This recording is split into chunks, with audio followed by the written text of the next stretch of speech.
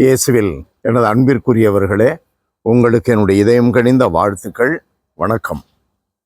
அன்பானவர்களே, இன்று லூக்கா நற்செய்தி 5வது அதிகாரம் 27 32 முடிய நமக்கு கடவுள் தருகின்ற சிந்தனைக்கான நற்செய்தி பகுதி. லேவி என்பவருடைய வீட்டிற்கு ஆண்டவர் செல்லுகிறார். அவர் ஒரு வரி தண்டுபவர்.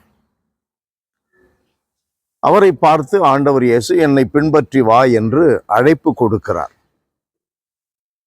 அவர் வரி தண்டுபவர், அவர் ஆயக்காரர், அல்லது அவர் பாவி, அல்லது இவர் இந்த இனத்தைச் சேர்ந்தவர், இவர் அந்த இனத்தைச் சேர்ந்தவர் என்றெல்லாம் கடவுள் பார்த்து கொண்டிருப்பதில்லை. மக்கள் மத்தியில் கடவுள் வேற்றுமை பாராட்டுவதில்லை என்று 10:34 திருத்தூதர் பணியிலே வாசிக்கிறோம். மக்கள் மத்தியில் வேற்றுமை பாராட்டுவதில்லை. நான் சொல்ல வர்றது என்ன, கடவுள் நம் ஒவ்வொருவருக்கும் ஒரு அழைப்பை கொடுத்திருக்கிறார். பாவி என்று பார்த்தாரா, ஆயக்காரர் என்று பார்த்தாரா, பரிசேயர் என்று பார்த்தாரா, எல்லாருக்கும் அழைப்பு. நிக்கதேமுவிற்கு ஒரு சிறப்பான அழைப்பு, சக்கேயுவிற்கு ஒரு சிறப்பான அழைப்பு, மீன் பிடித்தவர்களுக்கு சிறப்பான அழைப்பு, பல்வேறு நிலைகளில் உள்ளவர்களையும் கடவுள் தன்னுடைய பணிக்கென்று அழைக்கிறார், தன்னுடைய அரசிற்கு அழைக்கிறார், தன் வாயாக செயல்படும்படி அழைக்கிறார்.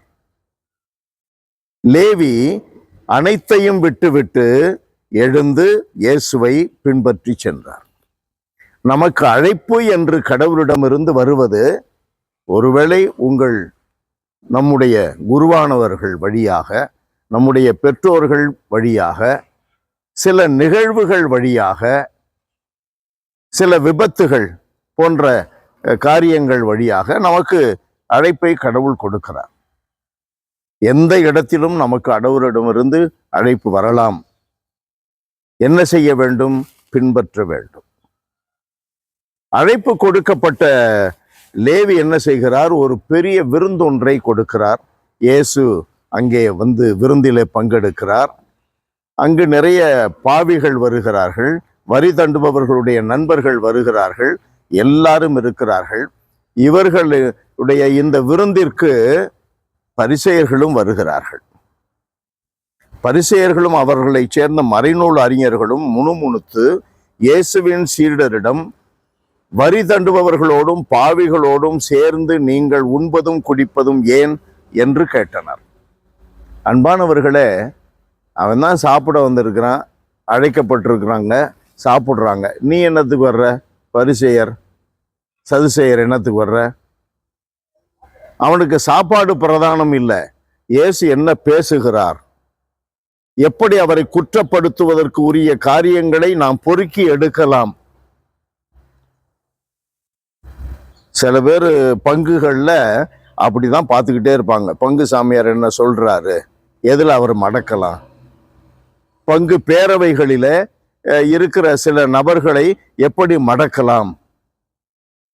சில பேர் அப்படியே பார்த்துக்கிட்டே இருப்பாங்க. ஊர்ல இருக்கிற மனிதர்களை எப்படி மடக்கலாம். மடக்கிறதாடா வேலை நமக்கு. நமக்கு எப்படி மற்றவர்களை வாழ வைக்கலாம், எப்படிப்பட்ட நல்ல வழிகளை அவர்களுக்கு சுட்டி காட்டலாம், எப்படி சாட்சியாக வாழலாம், எப்படி கடவுளை பெருமைப்படுத்தலாம், மகிமைப்படுத்தலாம், அது நம்முடைய எண்ணமாக இருக்க வேண்டும். ஆண்டவர் இயேசு அவர்களுக்கு சொல்லுகிற மறுமொழி என்ன? நோய் அற்றவருக்கு அல்ல, நோயுற்றவருக்கே மருத்துவர் தேவை. இயேசு ஆண்டவர் நம்முடைய மருத்துவர். அன்பு நிறைந்த எங்கள் இறைவா, எந்த நோய்க்கும், உடல் நோய்க்கும், மனநோய்க்கும், பாவ நோய்க்கும் மருத்துவராக இருக்கிற இயேசுவை தேடி நாங்கள் வர வேண்டும். வாழ்வை பெறுவதற்கு, ஆண்டவரே மன்னிப்பை பெறுவதற்கு. தகப்பனே, உம்முடைய வழிமுறைகளை நாங்கள் இயேசுவிலே கண்டு அதன்படி நடப்பதற்கு என்ற வைராக்கியத்தை, என்ற வரத்தை எங்களுக்கு தருவீராக.